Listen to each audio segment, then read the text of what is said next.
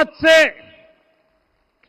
190 साल पहले 190 साल पहले साल 1835 में 1835 में मैकाले नाम के एक अंग्रेज ने भारत को अपनी जड़ों से उखाड़ने के बीज बोए थे।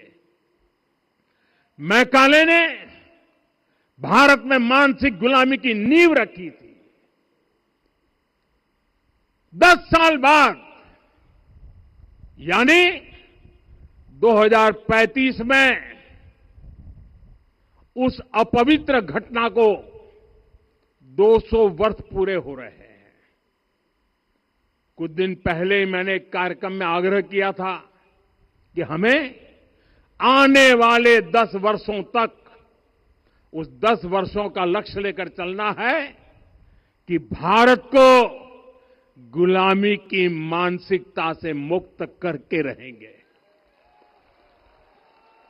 साथियों, सबसे बड़ा दुर्भाग्य यह है कि मैकाले ने जो कुछ सोचा था उसका प्रभाव कहीं व्यापक हुआ। हमें आजादी मिली लेकिन हीन भावना से मुक्ति नहीं मिली। हमारे यहां एक विकार आ गया कि विदेश की हर चीज, हर व्यवस्था अच्छी है और जो हमारी अपनी चीजें हैं उनमें खोट ही खोट है।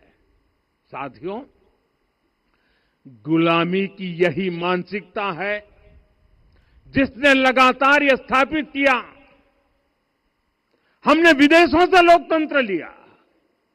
कहा गया कि हमारा संविधान भी विदेश से प्रेरित है, जबकि सच ये है कि भारत लोकतंत्र की जननी है। और तब जाकर के ऐसी ज्वाला प्रज्वलित होगी, ऐसा आत्मविश्वास बढ़ेगा कि 2047 तक विकसित भारत का सपना पूरा होने से भारत को कोई रोक नहीं पाएगा।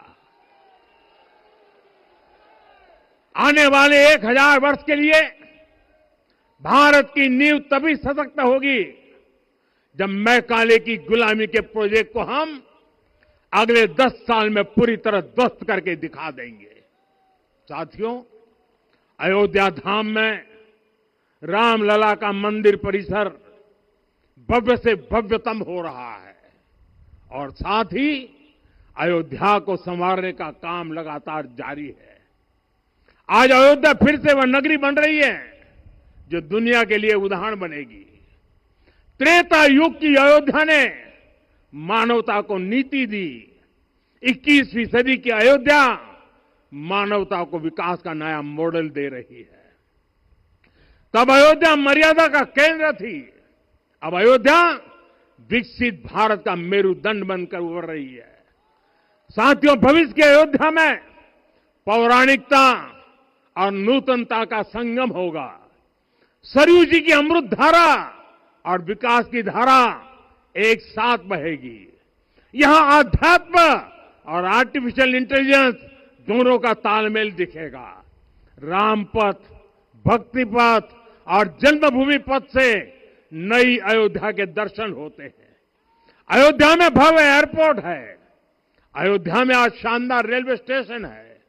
वंदे भारत और अमृत भारत एक्सप्रेस जैसी ट्रेनें अयोध्या को बाकी देश से जोड़ रही हैं। अयोध्या वासियों को सुविधाएं मिले, उनके जीवन में समृद्धि आए, इसके लिए निरंतर काम चल रहा है। साथियों, जब से प्राण प्रतिष्ठा हुई है तब से लेकर आज तक करीब करीब 45 करोड़ श्रद्धालु यहां दर्शन के लिए आ चुके हैं।